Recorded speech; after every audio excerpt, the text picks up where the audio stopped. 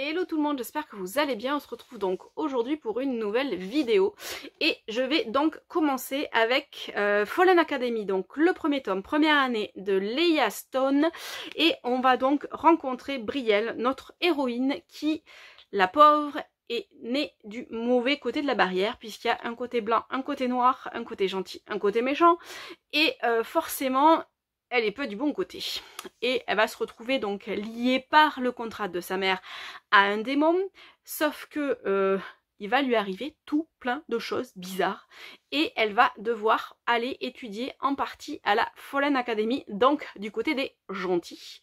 Sauf que elle n'est pas vraiment préparée à ça, elle voyait sa vie mais totalement différemment, c'est-à-dire que dramatique, je suis les pas de ma mère, c'est une catastrophe, sauf que c'est pas tout à fait ça.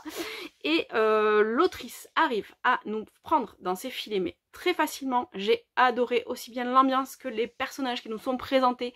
Je suis vraiment hyper curieuse de voir ce que ça va nous réserver pour la suite parce que ce premier tome est une mise en bouche vraiment excellente.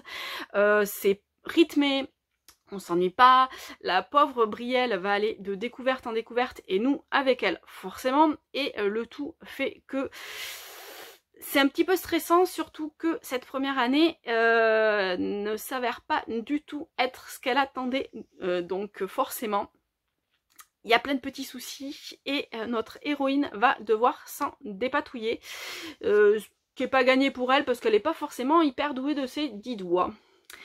Pour la suite, donc je vais vous parler du dernier message de Nicolas Beuglet. Donc c'est un thriller contemporain où on va là aussi voyager puisqu'on va aller en Écosse et on va donc suivre plusieurs personnages et il donne vachement à réfléchir par rapport aux thèmes qui sont abordés parce que du coup il va y avoir un mort. Au départ, notre enquêtrice va essayer de comprendre ce qui s'est passé, sauf que les ramifications semblent bien plus complexes et éloignées que ce qu'elle aurait imaginé à la base. Et forcément, on va partir à sa suite et découvrir petit à petit un complot assez vaste et assez violent.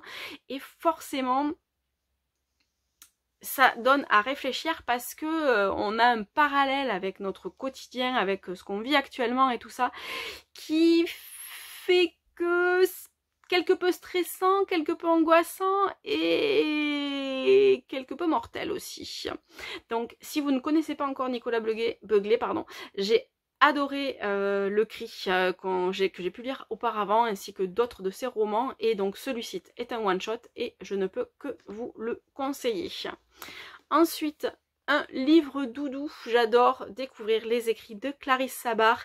Et Nous danserons sous les flocons ne m'a pas du tout déçue puisque du coup on repart en compagnie de Valentine dans le petit village planqué dans la montagne où on va retrouver plein de personnages qu'on a pu croiser dans les tomes, dans les romans précédents, parce qu'on peut pas parler vraiment de tomes puisqu'à chaque tome ce sont des héros différents.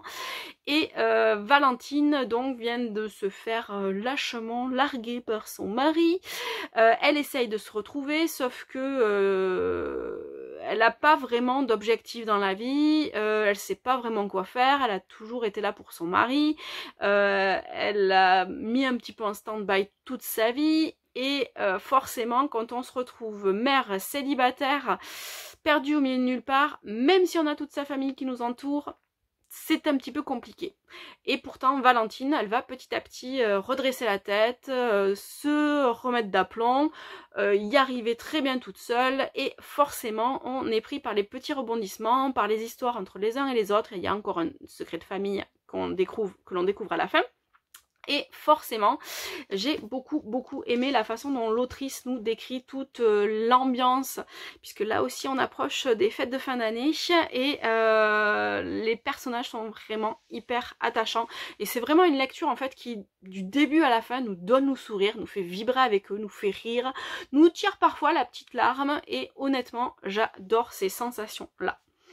Ensuite, je vais revenir dans du fantastique avec Agent en sortilège, donc Dark F-A-E, FBI, donc Dark Fae, je sais jamais comment on le prononce, fait, Dark Fae, de Cian Crawford et Alex Rivers. Donc déjà je suis fan de cette couve, clairement. Et on a donc notre héroïne qui donc se retrouve catapultée des États-Unis à Londres, qui ne sait pas du tout dans quoi elle met les pieds. Parce qu'en fait, il y a un tueur en série qui s'attaque à des gens, donc des femmes dans Londres. Et elle va essayer de le cerner, sauf que elle n'est pas vraiment bien acceptée par la police métropolitaine. Et elle va devoir un petit peu faire sa place au milieu de tout ça. J'ai trouvé ça vraiment génial, cette mise en bouche va nous réserver plein de surprises parce que l'héroïne ne sait pas du tout dans quoi elle met les pieds, elle est assez terre à terre et dès qu'il va se passer des choses un petit peu surnaturelles, et ben forcément, pouf, son monde explose. J'ai trouvé ça vraiment super parce que j'ai beaucoup aimé cette ambiance, le côté Londres forcément parce que j'aime beaucoup cette ville, mais aussi la façon dont elle va essayer de se défendre et de leur faire comprendre que elle est capable de les aider et bien plus que ce qu'elle n'imaginait au départ puisque du coup elle est capable de faire beaucoup de choses et elle va le découvrir au fur et à mesure et j'ai trouvé ça vraiment super entraînant. Ensuite, je vais vous parler de À perdre haleine de Deb Caletti. Alors, c'est un roman... Déjà, je ne suis pas du tout sportive. Donc, je ne savais pas ce que j'allais faire avec Annabelle, puisque donc, elle va partir, on ne sait pas pourquoi au début, et vouloir traverser les États-Unis d'ouest en est en courant. Elle est folle.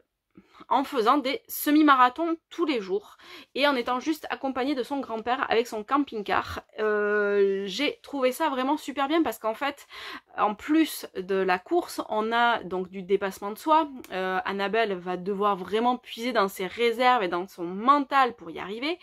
On a tout un côté message au fil des rencontres qu'elle va faire. On a aussi un côté suspense un petit peu puisqu'on ne sait pas pourquoi elle court au départ et on va le découvrir pareil au fur et à mesure qu'on avance dans l'histoire. J'ai trouvé ça vraiment prenant. Alors je l'ai admiré hein, parce que courir 20 et quelques kilomètres par jour, non. C'est juste pas possible.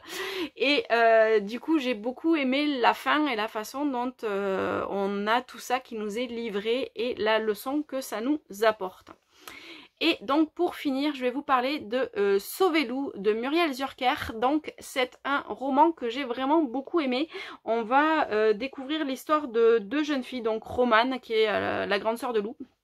Et qui doit s'occuper de sa sœur pendant que son père passe son temps à se bourrer la gueule. Sauf que ce qu'on ne sait pas, c'est que Romane porte un secret et elles vont assister à quelque chose qui va les faire fuir. Et Romane va tout faire pour protéger Lou et trouver une solution pour l'aider. J'ai trouvé ça vraiment super bien écrit. C'est prenant, le message derrière l'histoire, le côté, la façon dont Romane va protéger sa sœur est vraiment prenant. J'ai plusieurs fois pleuré.